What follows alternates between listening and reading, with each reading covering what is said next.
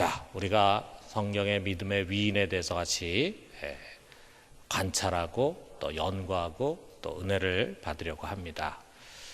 오늘은 우리 노아에 대한 이야기를 좀 나눴으면 좋겠어요. 여러분, 우리 과거 사람들에 비해서 우리 현대인들이 참 견디기 힘들어하는 것이 있습니다. 뭐냐? 외로움과 지루함을 이겨내기가 굉장히 어려운 사람들이 현대인들입니다. 과거나 지금이나 우리 사람은 다 사회적인 동물이죠. 홀로 사는 것이 어렵습니다. 그러나 특별히 우리 지금은 이 과거에 비해서 모든 것들이 훨씬 조직화되어 있습니다. 그래서 어딘가에 소속이 되어 있어야 하고 그 소속된 조직에서 이탈한다는 것이 참 쉽지 않은 사회입니다. 우리 혼자가 된다는 것, 왕따를 당한다는 것, 그것을 굉장히 힘들어합니다. 홀로 자연에 묻혀서 고독을 즐기는 것, 그런 것에 익숙하지가 않습니다. 우리가 흔히 인터넷 중독자들은 혼자 있는 걸 좋아한다고 생각할지 모르지만 사실은 그렇지 않습니다. 그들은 현실 세계에서 건강한 관계를 맺는 것이 어렵기 때문에 온라인 세계로 도피하는 거예요. 그래서 거기서 자신과 유사한 사람들과 관심과 수용을 주고받으면서 연대와 소속감을 가지려고 하는 것입니다. 이렇게 우리는 홀로 되는 것을 굉장히 힘들어하는 사람들입니다. 아울러서 우리는 지루한 것을 견디기 힘들어합니다. 모든 것이 굉장히 빠른 속도로 변하고 있는 사회 속에 살아가고 있어요. 지난 수천 년간 인류 역사는요, 큰 변화가 없이 그냥 지루하게 흘러왔습니다. 그런데 그런 세상이 불과 100년 사이에 아주 가파른 상승 곡선을 그리면서 변화를 경험했어요. 작업 깨면은 새로운 것들이 또 만들어지고 또 많은 것들이 변화가 일어났습니다. 그래서 우리가 이게 속도의 감각을 점점 잃어버려요. 여러분 잘 아는 것처럼 이 독일에는 고속도로를 아우토반이라 그러는데 우리나라는 110km 이상 달릴 수 있는 고속도로가 없죠. 그런데 이제 독일은 무제한 속도입니다. 그래서 아우토반에서 마음껏 속도를 내고 달릴 수 있어요. 모든 구역이 그런 건 아닌데 많은 구역들이 무제한 속도입니다. 그래서 한 250km까지 밟고 갑니다. 그러면 이게 상상만 해도 참 시원하겠죠. 그런데 한 20년 전이죠. 제가 독일에 있을 때 아주 친하게 지낸 할머니가 있는데 그 할머니가 이제 그런 얘기를 해요. 처음에 이제 아우토반이 생겼을 때 이제 있었던 이야기예요. 그때는 이 할머니가 처녀였습니다. 처녀로 중학교 선생이었는데 아주 급한 일이 있어가지고 택시를 탔는데 그 택시가 아우토반에 100km를 놓고 달리더래요. 근데 너무 빨라가지고 막 무서워가지고 자기가 그 손잡이를 꽉 쥐고 어떻게 이렇게 빨리 달릴 수가 있을까 막 그렇게 왔다는 거예요. 그러면서 그 할머니 말씀이 그런데 지금 그렇게 아우토반을 100km로 달리면 너무 느리다는 생각이 든다 이거예요. 그때는 그렇게 빠르다고 생각했는데 이제는 너무 느리다. 왜? 이제는 그보다 훨씬 빠르게 달려가는 이제 세상 속에 우리가 살아가고 있기 때문에 우리가 빠른 속도에 익숙해졌다 이거죠. 이처럼 빠른 속도와 변화에 익숙해지다 보면은 변하지 않는 것에 대한 지루함을 잘 견디지를 못합니다. 매일매일 반복되는 것에 실증을 느껴요. 보다 새롭고 자극적인 것을 찾으려고 합니다. 우리 신앙에서도 뭔가 새로운 것, 늘 평상시에 먹던 것이 아니라 좀 새로운 음식을 좀 먹고 싶고 새로운 체험을 갈망하고 그런 다이나믹한 것을 추구해요. 그러나 여러분, 우리 신앙이라는 것은요, 외로움과 지루함을 잘 이겨낼 줄 알아야 합니다. 모두가 가는 길에서 홀로 외롭게 거슬러 갈 줄 알아야 합니다.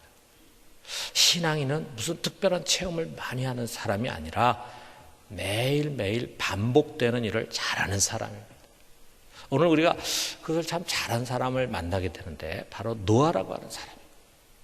이 노아를 잘 관찰해 보면 우린 그런 결론을 갖게 돼요. 외로움과 지루함을 잘 이긴 신앙인이다. 자, 우리가 이 두 가지 관점에서 한번 좀 노아를 살펴봐요. 첫째로 그는 외로움을 이겨낸 사람이었다라고 하는 거예요. 자, 그에 대해서 이 9절에 이렇게 소개합니다. 노아는 의인이요 당대의 완전한 자라. 그는 하나님과 동행하였으며 그랬어요. 이게 당대라고 하는 말이 나와요. 노아가 살던 그 당시대를 가리킵니다. 자, 그렇다면 그가 살던 그 시대는 어떤 사회였는가? 자, 11절에 이렇게 말하죠. 그때 온 땅이 하나님 앞에 부패하여 포악함이 땅에 가득한지라 그랬어요. 우리 표준 세번역으로 번역한 걸 보면 이렇게 되어 있습니다. 하나님이 보시니 세상이 썩었고 무법천지가 되어 있었다. 또 12절에 보니까 하나님 보신즉 땅이 부패하였으니 이는 땅에서 모든 혈육 있는 자의 행위가 부패함이었더라 그랬어요. 여기에 부패하다, 썩었다는 뜻의 샤트라는 단어가 반복이 되고 있습니다. 그러니까 그 사회의 특징을 그 사회라고 하는 사회라는 게 얼마나 복잡합니까? 얼마나 다양한 현상들이 있어 계세요. 그런데 그거를 한마디로 표현을 하려고 하니까 썩었다, 썩은 사회다라고 하는 것을 반복해서 말하는 거야. 또 11절도 그렇고 13절에 보면 포악이라는 말이 나옵니다. 13절에 보니까 모든 혈육 있는 자의 포악함이 땅에 가득하며, 이게 하마스라고 하는 말은 폭력이 난무하는 사회였다 이거야. 자, 그런데 노아 시대의 그 당대에 대해서 예수님도 한 말씀 하시는 것을 우리가 보는데, 마태복음 24장 38절에 39절에 보니까 예수님이 이렇게 말씀합니다. 홍수 전에 노아가 방주로 들어가던 날까지 사람들이 먹고 마시고 장가들고 시집가고 있으면서 홍수가 나서 그들을 다 멸하기까지 깨닫지 못하였으니 인자의 임함도 이와 같으니라. 예수님의 그 당시 노아 당시의 시대상을 표현하는 걸 보면 굉장히 마일드하다는, 아주 소프트하다는 그런 느낌을 받죠. 특별히 우리하고 다른 것이 없이 그냥 사람들이 먹고 마시고 장가들고 시집가고 그렇게 살았다. 자, 우리가 이런 구약과 또 예수님의 노아 시대에 대한 표현을 가지고 좀 종합적으로 생각해 보면은 노아가 살던 시대는 어떤 시대였냐? 한마디로 잘 살아보세. 모든 사람들이 다 잘 살아보세에 혈안이 되어 있었던 사회였다라는 거예요. 한 번의 인생인데 남보다 더 잘 살아야 된다, 이전보다 더 잘 살아야 된다. 그러면 잘 살려면 뭐가 필요합니까? 당연히 돈과 재물이 필요한 거죠. 그래서 수단 방법 가리지 않고 돈을 모으기에 혈안이 된 사회였음을 보게 됩니다. 자, 우리가 살던 시대하고의 구조가 똑같지는 않았겠지만 그 사회도 많은 사람들이 살다 보면은 여러 가지 조직도 있었고 체계도 있었고 그랬겠죠. 자, 우리가 그걸 한번 상상해서 생각을 해보면은 아마 장사하는 사람들은 거짓된 저울추를 사용해 가지고 부당 이득을 즐겨 챙겼을 것입니다. 관리들은 부정부패 해가지고 불이한 재물로 배를 채우고, 재판관들은 뇌물을 받고 판결을 굽게 했을 거예요.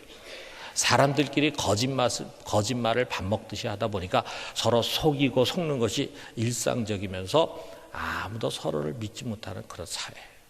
힘 있는 사람이 자기 힘으로 약한 자를 짓밟고 빼앗았습니다.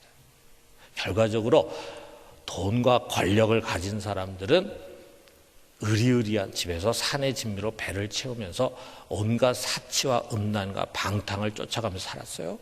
반면에 힘이 없는 자는 수없이 수탈과 억울한 일을 당하면서 가난과 질거에 내던져졌어요. 여러분, 이것이 노아 시대의 모습이면서 소돔과 고모라의 모습이면서 나중에 후대의 아모스 시대 북이스라엘의 모습이면서 동시에 우리 시대의 모습입니다. 부패하고 썩고 폭력이 만연한 사회라 이거예요. 자, 어떻습니까? 여러분, 이런 사회 속에서 여러분 어떻게 살아갈 것 같습니까? 정직하게 살 수 있을까요? 정직하면 손해를 보는데 정의와 공평을 쫓아서 살 수 있겠습니까? 그런 것을 말하면 왕따를 당하는데, 여러분이 재판관이라면 뇌물을 받지 않고 공평하게 재판할 수 있겠습니까? 공무원이라고 한다면 부정한 재물에 손을 대지 않고 주어지는 봉급에 만족하면서 살아갈 수 있겠습니까? 장사하는 사람이라면 부당한 이득을 취하지 않고 정직한 상거래를 할 수 있겠습니까? 기업을 운영하는 사람이라면 뒷돈이나 뇌물을 주지 않고 정정당당하게 사업할 수 있겠습니까? 여러분에게 권력이 주어졌다면 그 권력으로 갑질하면서 힘없는 사람을 누르지 않고 오히려 저들을 섬기면서 그 권력을 행사할 수 있겠습니까? 모두가 다 거짓말하는 세상 속에서 나 홀로 정직할 수 있겠습니까? 어렵지 않겠어요? 그런데 노아는 그렇게 했다 이거죠. 노아는 그렇게 했다 이거죠. 그는 이 부패하고 썩은 세상 속에서 홀로 흠 없이 살았다. 여기에 완전한 자였다라고 하는 말은 흠이 없이 산 사람이었다. 이리 뜯어봐도 저리 뜯어봐도 뭐 고소할 만한 그런 잘못한 것이 없이 살아가는 사람이었다. 자, 그랬다면은 당연히 노아는요 그 시대에 왕따를 당하는 사람이었습니다. 거짓에 물든 사람들 무리 속에서는요 정직한 사람 굉장히 불편합니다. 정직한 사람은 굉장히 불편하게 생각합니다. 자기들은 막 거짓말을 그냥 밥 먹듯이 하는데 이 사람은 너무 고지식하게 정직해. 불편하다. 부정부패를 일삼는 사람들 속에서는요 이 청렴한 사람이 참 기피 대상입니다. 다 같이 거짓말로 못된 짓을 하고 뭐 못 먹을 것을 먹고 그렇게 하는데 이 사람 그런 거 안 하려고 그런다. 안 하려고 그래. 그러면은 자연히 그런 사람은 소외를 시킬 수밖에 없는 거죠. 권력을 남용하고 불의를 일삼는 권력자는요 이런 정의로운 사람을 미워합니다. 자기 불의를 지적하고 정의를 요구하고 그런 사람 골치 아프다 이거죠. 그 시대에 누가 노아를 좋아했겠습니까? 그러니까 우리가 이 성경을 보면요, 이 노아 굉장히 외로웠겠다. 노아는 외로운 길을 걸어간 사람입니다. 그렇기 때문에 진정한 신앙인이고 그리고 의인이었습니다. 여러분 그런 외로운 길을 갈 줄 아는 사람입니까? 갈 수 있는 용기가 있는 사람입니까? 거짓과 선동으로 가득 찬 이 시대 속에서 우리는 진실을 말할 용기를 가진 사람들입니까? 부정과 부패가 일상화된 직장과 사회 속에서 청렴하게 살 수 있는 용기가 있는 사람들입니까? 돈이 된다고만 하면 할 일 못할 일을 구별할 줄 모르는 어두운 세대 속에서 받는 봉급을 족한 줄 알고 지족하면서 살 수 있는 용기를 가진 사람들입니까? 그 용기는 외로운 자가 될 수 있는 용기예요. 이 시대는 그런 외로운 길을 걸어갈 수 있는 용기를 가진 사람이 필요합니다. 그런 자만이 이 부패하고 패역한 세상을 바꿀 수 있는 사람이에요. 여러분, 우리 노아는 혼자 했습니다. 외로웠습니다. 그렇지만 외롭지 않았습니다. 왜냐하면 그의 곁에 하나님이 동행하셨기 때문이에요. 그런 사람들과 어울리기 위해서 그들이 가는 길을 쫓아가기보다는 하나님과 함께하기 위해서 그들이 가는 길을 저버리고 하나님의 길을 따라갔습니다. 그렇기 때문에 하나님이 그와 함께 하셨어요. 여러분, 우리가 세상과 벗이 되려고 하면 하나님과 멀어질 것입니다. 그러나 우리가 세상을 거스르고 바른 길을 쫓아가려고 하면은 우리 하나님과 동행하게 될 것입니다. 여러분, 하나님과 동행한 인생이 성공한 인생입니다. 여러분, 홀로 되는 것을 두려워하지 말고 우리 주님과 동행하며 사는 이 시대에 진실한 그리스도인들이 되기를 주님의 이름으로 축원합니다. 두 번째로는 그는 주어진 일을 묵묵히 하는 사람이었어요. 하나님은 그가 행할 일, 다시 말하면 미래에 일어날 일을 노아에게 가르쳐 주십니다. 뭘 말씀하시냐? 17절에 보니까 내가 홍수를 땅에 일으켜 무릇 생명의 기운이 있는 모든 육체를 천하에서 멸절하리니 땅에 있는 것들이 다 죽으리라. 홍수 대심판을 주님께서 우리 노아에게 가르쳐 줍니다. 그러면서 노아와는 특별한 언약을 세우시는 거예요. 그와 그의 가족들을 이 홍수의 심판에서 구원해 주시겠다는 약속입니다. 그리고 이것을 위해서 방주를 만들라고 명하셨어요. 그의 가족들만을 위한 것이 아니라 혈육 있는 모든 생물의 암수 한 상씩을 실어서 구원할 방주입니다. 그렇다면 뭐 그 방주가 굉장히 컸겠죠. 자, 여기 뭐 규빗이라고 하는 것은 나와 있는데 이걸 우리가 미터로 바꾸면은 이 배의 크기가 어느 정도냐? 길이는 약 137m고 넓이는 23m고 높이는 14m예요. 뭐 지금 그보다 훨씬 큰 배들도 있지만 그 당시에 뭐 굉장히 큰 배였겠죠. 그런데 지금 큰 배를 혼자 만듭니까? 뭐 공장에 들어가서 여러 사람들이 달겨붙어 가지고 여러 기계와 시스템을 가지고 만들죠. 그런데 그 당시에 노아는 혼자서 이것을 만들어 했어요.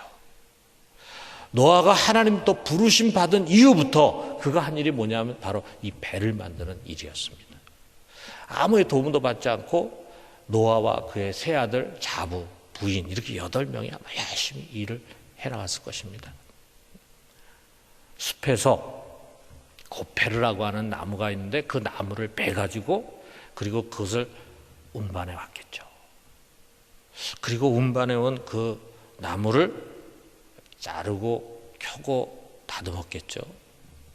그리고 그 나무들을 또 차곡차곡 이어갔을 것입니다.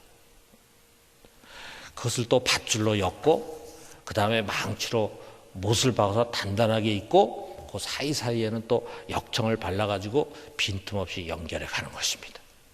이렇게 보니까 그냥 겉에만 이렇게 배를 만드는 것이 아니라 그 안에 또 방도 만들고 창도 만들고 겉에 뚜껑도 다 만들어야 됐잖아요. 여러분, 일이 쉬운 일이 아니었겠죠. 재미있는 일이 아니었겠죠. 하루아침에 뚝딱뚝딱 되는 일이 아니었겠죠. 조금씩 이 8명이서 그 일을 만들다 보니까 어쩌면은 몇 년이 걸려서 만들었을지도 모르고 아니면 몇십 년이 걸려서 만들었을지도 모릅니다. 그와 그의 자녀들이 매일 하는 일은 그거예요. 물론 농사도 짓고 먹을 것도 있어야 되니까 농사도 짓고 또 자기들이 먹어야 할 것도 준비하고 음식도 만들고 뭐 이런 일은 물론 했겠죠. 빨래도 하고 뭐 다 했겠지만 이들이 매일매일 하는 일은 이 배를 만드는 일이었습니다. 지루한 일이었겠죠. 재미없는 일이었을 것입니다. 주위 사람들이 그 모습 보면 얼마나 비웃었겠어요. 멀쩡한 날인데 큰 배를 짓고 있으니까 웃기지 않았겠어요. 배 만드는 일은 아마 그 당시 노아를 비웃던 사람들 그들이 추구하던 삶과는 아마 정반대 일이었을 거예요. 아마 그들이 이렇게 생각해서 차라리 그런 땀과 수고로 땅을 개간해서 농지를 넓힌다면 더 많은 곡식을 심고 더 많은 곡식을 거두면은 더 부자가 될 텐데 뭐 때문에 저런 쓸데없는 일을 하나 뭐 이런 생각이겠죠. 차라리 그 고생과 노력으로 좋은 집을 지었다면은 그 집에서 의리하고 편안하게 살 수 있었을 텐데 그런데 도대체 이 미친 노아는 뭐 때문에 이렇게 큰 배를 쓸데없이 만드나 비가 오지도 않는데 하면서 비웃었을 거예요. 자, 이런 모든 상상이 되는 상황 속에서 노아가 한 것은 다른 것이 아니라 바로 이것입니다. 22절에 보니까 자, 우리 22절에 있는 말씀 같이 한번 읽어봅시다. 노아가 그와 같이 하여 하나님이 자기에게 명하신 대로 다 준행하였더라. 뭐 그 일이 지루한 일이건 또 힘든 일이건 오랜 세월이 걸리는 일이건 간에 노아는 하나님이 그에게 명하신 대로 순종하고 그것을 다 준행해 갔습니다. 여러분, 때로 우리가 하는 일이요 세상의 눈으로 볼 때는 별 생산적이지 못한 일이 있을 수 있어요. 매일 새벽에 기도실에 와가지고 1시간 기도하는 것보다는 새벽에 영어학원에 가가지고 미래를 위해서 준비하는 게 더 좋은 일이라고 생각할 수도 있겠죠. 바쁘게 직장생활 하는 사람들 또 직장에서 진급도 하고 이렇게 하는 사람들은 아마 그런 생각이 들지 몰라요. 뭐 새벽에 가서 1시간 기도하느니 차라리 일찍 가가지고 새벽에 영어학원에 가가지고 1시간 매일 영어 배우면은 훨씬 더 나에게 유익되다 이렇게 생각할 수 있겠죠. 우리 자녀들 수련회 보내는 것보다도 학원 특별 강좌에 보내가지고 그걸 듣게 하는 것이 훨씬 더 공부도 잘하고 대학 입시에 유리하다, 이렇게 생각하지 않겠어요? 근데 과연 그런가? 제가 독일에 있을 때요, 제가 이제 도르트문트에 있는 교회를 섬겼는데, 그 교회에 우리 청년들의 큰 부흥이 있었어요. 그 지역에서는 정말 아주 청년들 모임이 참 잘 되는 교회였습니다. 그래서 제가 우리 청년들 좀 훈련을 좀 시키고, 그래가지고 조장을 세우고, 그 다음에 이제 주중에 일주일에 한 번씩 꼭 모였어요. 장소를 빌려가지고 모여서 한 40-50명이 모여가지고 같이 찬양도 하고 말씀 듣고, 그런 다음에 이제 소그룹별로 각 방으로 흩어져가지고 거기서 소그룹 모임 갖고, 그렇게 하고 1년에 한 2번씩 수련회를 꼭 가졌습니다. 참 은혜롭고 활기찬 모임이었어요. 또 소문이 나니까 또 청년들이 이제 많이 찾아왔습니다. 자, 그런데 그렇게 열심히 뜨겁게 모임을 가졌었는데 어려움이 찾아왔어요. 무슨 어려움이냐? 한국에서 1997년에 이제 IMF가 터졌다 이거예요. IMF 터지니까 송금이 반으로 줄어든 거예요. 한국에서 똑같은 돈으로 환전을 하는데, 그 당시에 마르크화죠. 환전을 하는데 옛날보다 2배로 돈이 들어가니까 결국 반밖에는 돈이 오지 않는 거예요. 거기다가 또 IMF 터져가지고 또 한국의 부모들 중에는 뭐 사업이 망한 사람도 있고 경제적 어려움 겪는 사람들이 있다 보니까 더 이상 돈을 붙이지 못하는 그런 가정도 오는 거예요. 자, 그러니까 이 청년들이, 거기에는 유학생들이 이제 아르바이트를 찾기에 급급해졌습니다. 자, 그러다 보니까 시급 얼마씩 받으면서 이제 일을 하는 거예요. 그러다 보니까 시간에 예민해지기 시작하는 거예요. 시간을 돈으로 이제 계산하기 시작하는 거예요. 자, 그러다 보니까 우리가 집회 시작해 참석해가지고 거기서 소그룹까지 다 마치면은 같이 식사도 하고 막 이렇게 하면 서너 시간이 걸리는데, 내가 이 집회에 참석하지 않고 서너 시간 가서 일을 하면은 얼마를 버는데, 이런 생각을 갖는 이제 청년들이 하나둘씩 나오기 시작하는 거예요. 다 살기 어려워지니까. 거기에는 교민들은 뭐 아무 문제가 없는데, 청년들 여기 한국에서 부모한테 유학비를 타다가 쓰는 유학생들은 아주 치명타를 맞은 거죠. 자, 그러다 보니까 점차로 이제 참석하는 사람들이 이제 줄어들기 시작을 했습니다. 너무도 안타까웠어요. 그게 우리들의 연약함이라 이거죠.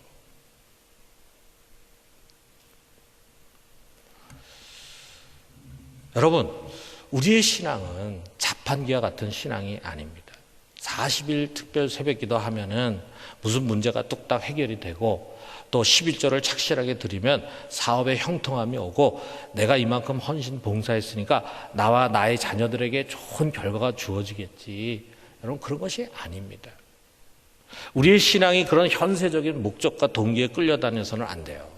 자, 그런 것들이 때로는 우리의 헌신과 열정에 자극은 될 수 있을지 모르지만 바른 목적은 아닙니다. 우리는 그냥 하나님께서 하라고 명하신 그 일을 묵묵하게 감당하는 것입니다.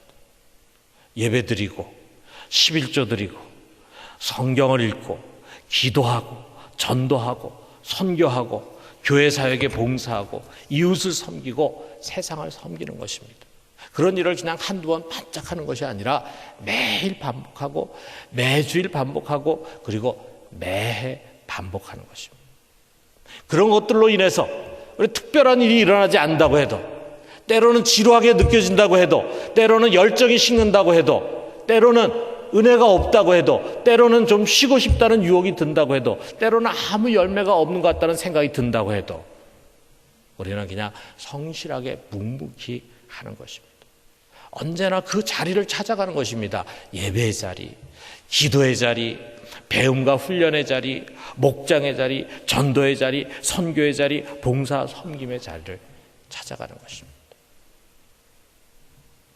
매번 물론 우리가 반성도 하고 피드백도 하지만 결과와 통계에 너무 연연하지 않고 계속하는 것입니다. 누가 보건 안 보건, 칭찬하건 칭찬하지 않건 묵묵히 하는 것입니다. 왜 그렇습니까? 이제 하나님이 우리들에게 주신 명령이기 때문에. 우리에게 맡겨진 사명이기 때문에요. 거기가 내가 서야 하는 자리이기 때문입니다. 무엇보다도 거기에 하나님의 언약이 담겨있기 때문입니다. 그리고 그 언약의 마지막 결론은 이 세상에서가 아니라 부활인 부활. 부활 때 그 언약을 지킨 자들에게 면류관과 그리고 유산과 상급이 주어질 것입니다. 우리는 이것을 믿고 기대합니다. 여러분, 우리가 한 일이 때로 세상에서 좋은 것으로 보응을 받지 못한다고 해서 잘못한 것이 아닙니다. 실패한 것이 아닙니다. 심판의 날과 구원의 날은 반드시 오기 때문입니다. 노아가 600세 되던 해 2월 17일에 드디어 그날이 왔습니다.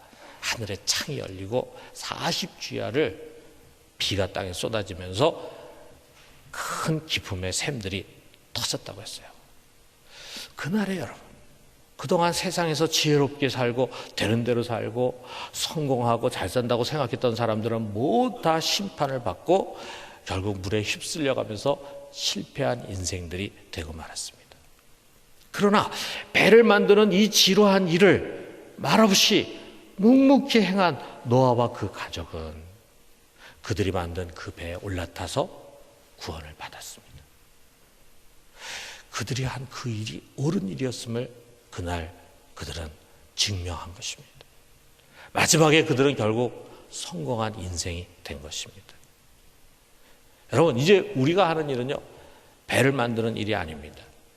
구원의 방주를 만드는 일이 아닙니다. 이미 하나님께서 보내주신 구원의 방주 예수 그리스도 안에 올라탔어요. 그 구원의 신앙을 우리는 끝까지 붙잡는 것입니다. 그 구원의 신앙을 우리가 끝까지 붙잡고 하는 것이 쉬운 것 같지만 여러분, 쉬운 것이 아닙니다. 인내를 가지고 끝까지 우리는 그 방주에서 내려와서는 안 됩니다. 곁길로 가지 말고 언젠가 올 심판과 그 뒤에 영원한 생명, 그 영광의 면류관을 바라보면서 복음을 위해서 하나님께서 우리들에게 위탁한 그 일을 묵묵히 성실히 행하면서 살아가는 것입니다. 그래서 마침내 노아와 같이 우리 모두가 성공하는 인생이 되기를 주님의 이름으로 축원합니다.